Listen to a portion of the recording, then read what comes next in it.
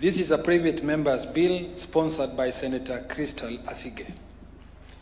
The principal object of the bill is to give full effect to Article 54 of the Constitution, which enshrines the rights and dignities of persons with disabilities. In this regard, the bill seeks to repeal and replace the Persons with Disabilities Act Cap 133, enacted in 2003, and to align Kenya's legal framework with the 2010 constitutional norms as well as international best practice. The bill affirms the equal worth and inherent dignity of persons with disabilities and obliges society to embrace substantive inclusion, protection, and empowerment of persons living with disabilities within all spheres of national life. Your Excellency, the bill also proposes to strengthen the institutions that protect disability rights by establishing a revitalized National Council for Persons with Disabilities. This council will be an independent statutory body with greater powers to ensure that the rights of persons with disabilities are upheld and enforced. It will work closely with government agencies and the private sector, and will also be able to carry out investigations and inquiries where these rights have been violated. Sir, the second bill is a County Government's Additional Allocations Bill, Senate Bill number 1 of 2025. The bill outlines additional allocations to county governments agreed upon by the Senate and the National Assembly during the budget policy statement deliberations. The bill provides for enhanced fiscal transfers to county governments for the financial year 2024-2025, thereby reinforcing the constitutional promise of equitable resource allocation and evolved service delivery. Specifically, it makes provisions for an additional conditional allocation of Kenya shillings 8,417,140,316. From the national government share of revenue, an additional and conditional allocation of Kenya shillings 116,092,724 drawn from proceeds of court-imposed fines, and a further conditional allocation of Kenya shillings 42,1,957,723 sourced from development partners. These allocations are intended to strengthen the financial capacity of counties to discharge their devolved functions effectively, in line with national priorities and intergovernmental agreements.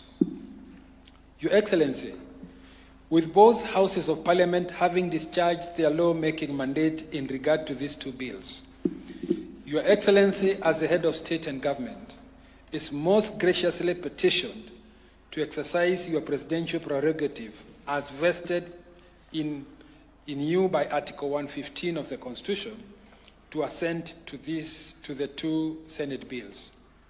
Sir, may I now invite the following esteemed state officials and representative of persons with disabilities to witness Your Excellency's assent to these bills into law.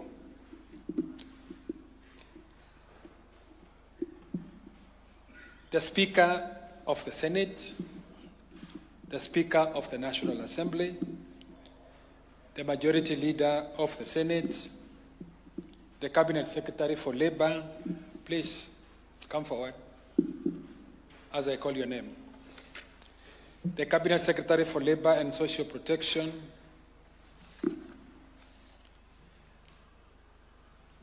the representative of the Council of Governors, the sponsor of the bill, Senator Crystal Asige,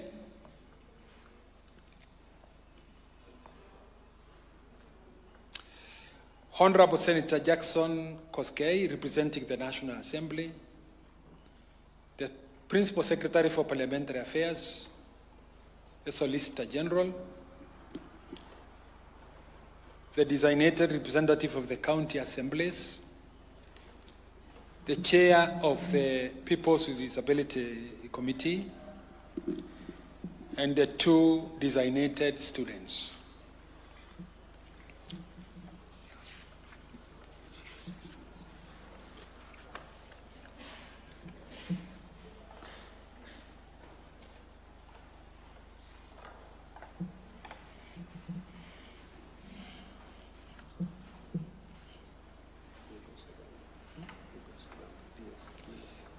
Yeah, and the PS for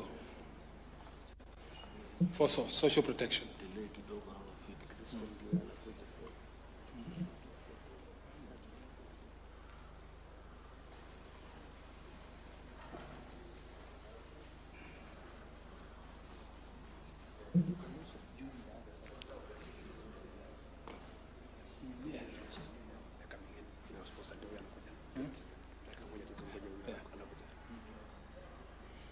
Chair.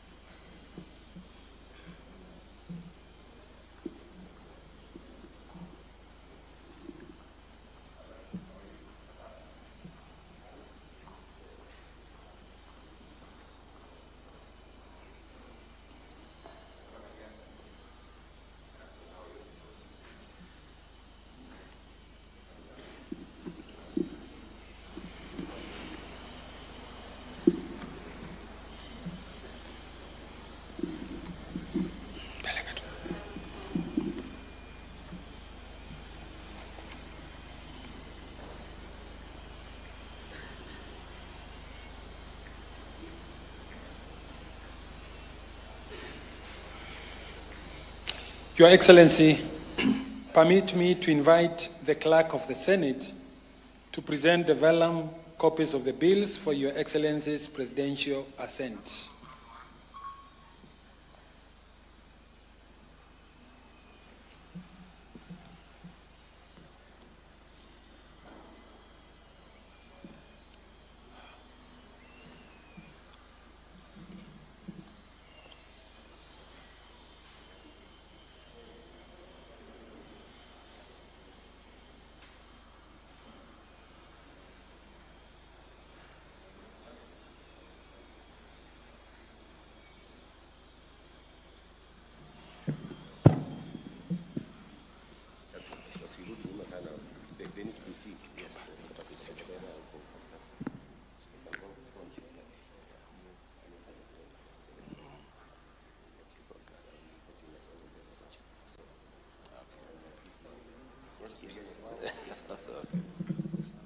Yes, Your Excellency, sir, I have the honor to present, in accordance with Article 115 of the Constitution, the Persons with Disabilities Bill 2025 for your assent. The Persons with Disabilities Bill was sponsored by Senator Crystal Asige, who is present with us today, and was read a first time in the Senate on 22nd of March 2023, subsequently passed by the Senate on 21st February 2024, and thereafter by the National Assembly on 16th of January 2025. The Senate considered and approved the National Assembly's amendments, setting the stage for your assent, Your Excellency. The principal object of the bill is to give effect to Article 54 of the Constitution on the rights of persons with disabilities. The bill seeks to repeal and reenact the Persons with Disabilities Act, Cap 133, in order to align it with the new constitutional dispensation. The bill takes a rights-based approach towards inclusion of persons with disabilities in Kenya and societal responsibilities to protect them and to ensure the full realization of their rights under the Constitution. In this regard, the bill specifically promotes equality and non-discrimination by prohibiting all forms of discrimination against persons with disabilities in all spheres of life. It also ensures accessibility by mandating reasonable accommodation in public spaces, in transport, in accessibility, in information and communication technologies. It provides for financial incentives and reliefs, including tax exemptions for employers of persons with disabilities and provides incentives for accessibility modifications for persons with disabilities. Your Excellency, the bill also strengthens the enforcement mechanisms by introducing penalties for violation of the rights of persons with disabilities.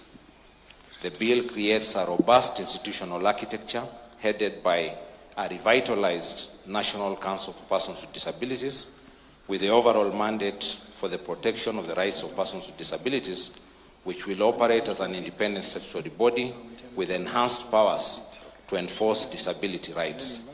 The restructured council, Your Excellency, shall work with other relevant government agencies and the private sector to advise on and enforce matters related to disability. The council will also conduct inquiries and investigations into violations of the rights of persons with disabilities. Your Excellency, sir, the bill is a milestone in the pursuit of the rights of persons with disabilities in this country. Thank you, Your Excellency.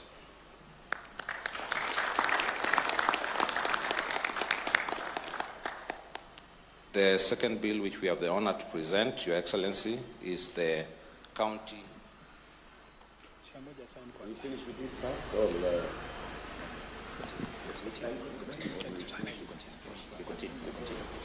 we continue. Yeah, continue. The second bill which we have the honor to present, Your Excellency, is the County Government's Additional Allocations Bill 2025. Your Excellency, this bill has been sponsored by Senator Captain Ali Ibrahim Roba, the chairperson of the Senate Standing Committee on Finance and Budget. The bill was published by the Senate on 6th of February and read a first time in the Senate on 4th of March this year and passed by the Senate with amendments on the 1st of April 2025 and subsequently passed by the National Assembly without amendments on 24th of April 2025, setting the stage again for Your Excellency's assent in accordance with Article 115 of the Constitution. This bill sets out the categories of additional allocations to county governments. It provides that additional allocations constitute funds agreed upon by the Senate and the National Assembly during the consideration of the budget policy statement to comprise of additional allocations from the national government and development partners required for the performance of transferred functions to county governments from the national government pursuant to Article 187 of the Constitution. Also, additional allocations provided to county governments from the national government's share of revenue, either conditionally or unconditionally pursuant to Article 202(2) of the Constitution, and additional allocations from loans and grants provided by development partners. Your Excellency, the bill stipulates that the National Treasury shall facilitate any agreement between a county government and a development partner and requires the National Treasury to table the agreements in Parliament before inclusion in the budget policy statement. Your Excellency, the bill provides for additional allocations to county governments for the financial year 2024-2025, so it's a little belated. These additional allocations to county governments are financed either from proceeds of loans and grants from development partners, proceeds of court fines, or the national government's share pursuant to Article 202 of the Constitution. In this respect, Your Excellency, the bill makes available to counties an additional conditional allocation of 8.4 billion from the national government's share, and an additional unconditional allocation of 116 million from proceeds of court fines, and an additional allocation of 42 billion from development partners for the financial year 2024-2025. Upon enactment, the Treasury will be required to transfer these funds to the county governments, Your Excellency. Thank you.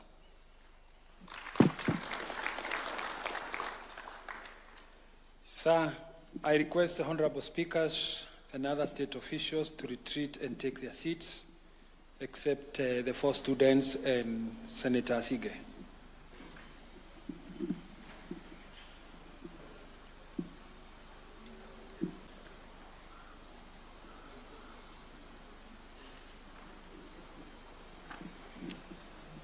Your Excellency, allow me now to invite you to affix the public seal of the Republic of Kenya to the two statutes, entering them into the roll of the laws of the Republic of Kenya on this 8th day of May 2025. In doing this, you will be flagged by the students, the sponsor of the bill, Senator Crystal Asige, plus the other members with her. This affixing of the seal is in accordance with Article 135 of the Constitution, which mandates all presidential actions to be under the hand and seal of the President.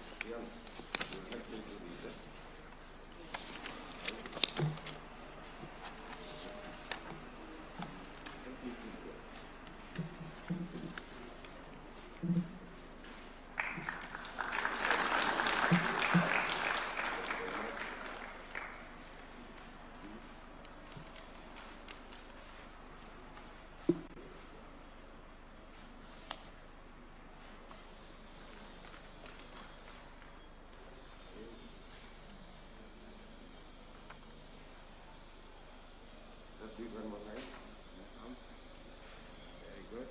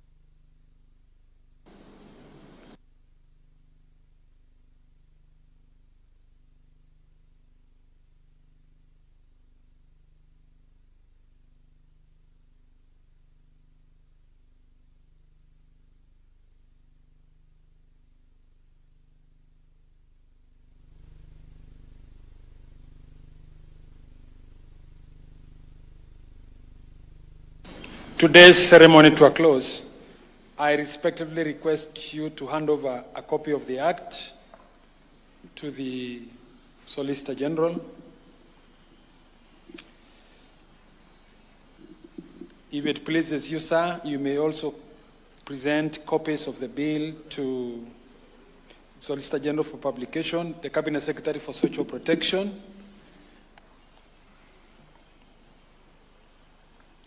sir, as a symbolic gesture of legislative executive independence in the management of public affairs, Your Excellency may graciously present a ceremonial copy of the Act to the Speakers of the Senate and the National Assembly.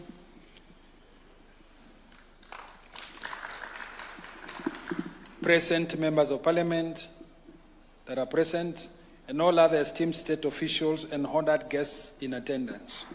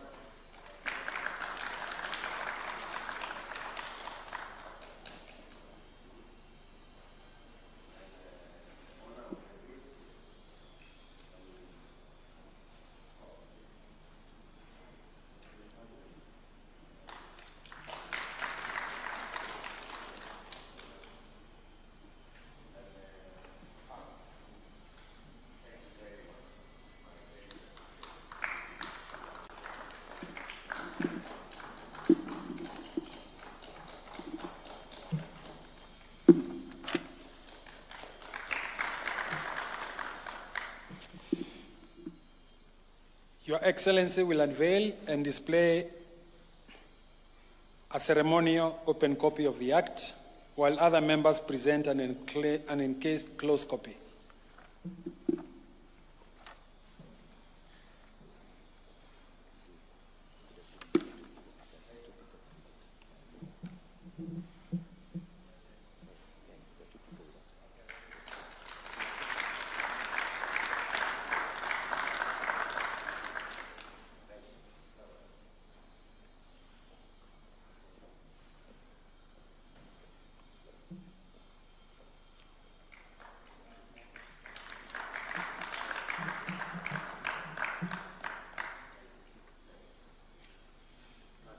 Your Excellency, I will kindly ask all the members to retreat and take their seats.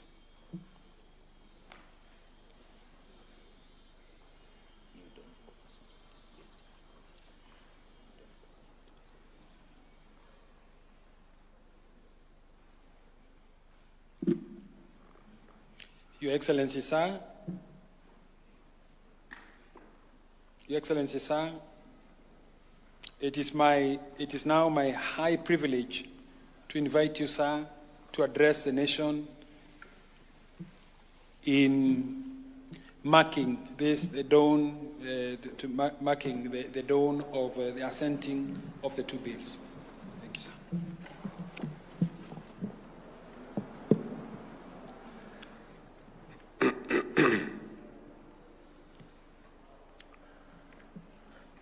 Distinguished ladies and gentlemen, it has been my singular honor and duty this morning to sign into law the Persons Living with Disability Bill 2025, a progressive piece of legislation that reaffirms the dignity and rights of all people living with disabilities in Kenya. This community constitutes a significant segment of our population. According to the 2019 National Housing and Census and Population Census, the number of individuals with disabilities above the age of 5 stood at just under 1 million, about 2% of our population, while globally, it is estimated that they represent 15% of the world's population. Although this group forms a critical part of every nation's demographic, they continue to face systemic barriers, including challenges in accessing education, healthcare, employment, and basic social services. Some of these hurdles are rooted in structural, social, political, and cultural systems. Others stem from institutional and attitudinal barriers that lead to exclusion and unequal access to opportunities. Assenting to the Persons with Disabilities Bill into law, it concludes the long journey of repealing the Persons with Disabilities Act number 14 of 2003, and marks the beginning of a vital progression towards promoting and safeguarding the rights of citizens living with disability. This law is both progressive in scope and progressive in vision. It affirms the rights of persons with disabilities to education, employment, healthcare, political participation, and access to buildings and built environments. It also mandates stronger enforcement mechanisms, clearer accountability, and enhances representation of persons with disabilities in both national and county governance structures. Beyond giving fuller expression to Article 54 of the Constitution, the highlights in the new framework includes a restructured National Council for Persons with Disability, devolution of functions related to persons with disabilities, recognition and support to caregivers, greater access to justice, and enhanced legal frameworks in respect of people living with disabilities, and robust economic safeguards. This includes exemptions and incentives for the benefits of persons living with disabilities to foster greater economic and financial resilience and to mitigate vulnerability.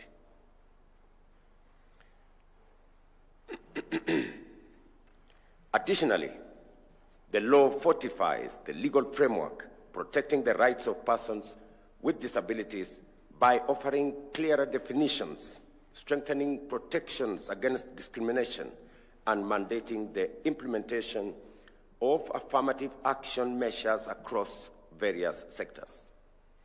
With the signing of this law, ladies and gentlemen, the real work now begins. Its full promise cannot be realized by the National Council for Persons Living with Disabilities or the Ministry of Labor and Social Protection alone. It will require collective action by all stakeholders, including national and county governments, legislators, civil society, the private sector, and all Kenyans of goodwill. I assure you that the government of Kenya is fully committed to translating the provisions of this law into tangible improvements in the lives and welfare of persons living with disability. As part of our efforts to strengthen disability inclusion in the public sector, I direct the Public Service Performance Management Unit of the Public Service Commission to reinstate the disability mainstreaming performance indicators in performance contracting. This indicator is crucial for evaluating and holding institutions accountable for their inclusivity, making disability mainstreaming a measurable and essential component of institutional performance. Finally, let me express my gratitude to the Honorable Senator Pamela Asigi.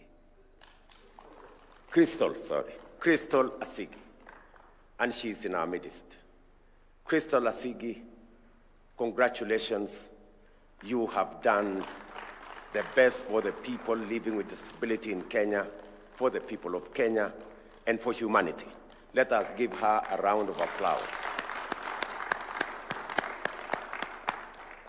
Again, Crystal Asigi, to you and to the many who have made significant contribution to the finalization of this bill, including members of parliament in both chambers, and the organizations and individuals who tirelessly championed this cause. My very best wishes, and again, congratulations, and thank you very much for the efforts, for the commitment you have demonstrated, for the sacrifices you have made, for the many long hours you have put into developing this bill, and for the consensus you have forged to be able to find common ground from all sectors to facilitate the passage of this bill. And I proudly signed it today into law, knowing very well that many Kenyans of goodwill have the blessing of this bill. You have made history. I also extend my appreciation to Kenyans with disability who have waited patiently for this moment. Your relentless advocacy has borne fruit, and today you can rightfully savor the rewards of your efforts. And from my desk, let me say to all the people, fellow citizens living with disability in Kenya, this framework provides a robust, inclusive framework that provides all the necessary incentives, necessary safeguards to make sure people living with disabilities live their full lives as the rest of society. And the ministry concerned, the Ministry of Labor, will take lead, while all of us, both national and county governments, will play our role, and all other institutions will take their place in making sure that we execute the provisions of this framework and make people living with disability in Kenya proud. Thank you very much. My very best wishes. Asante sana. I think we are good.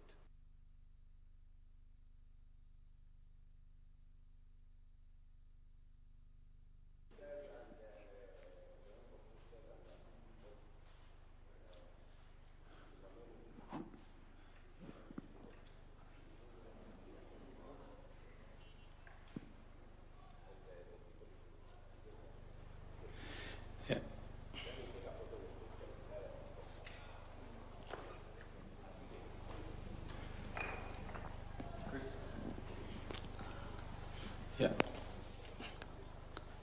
I think the rest can sit down. Christina.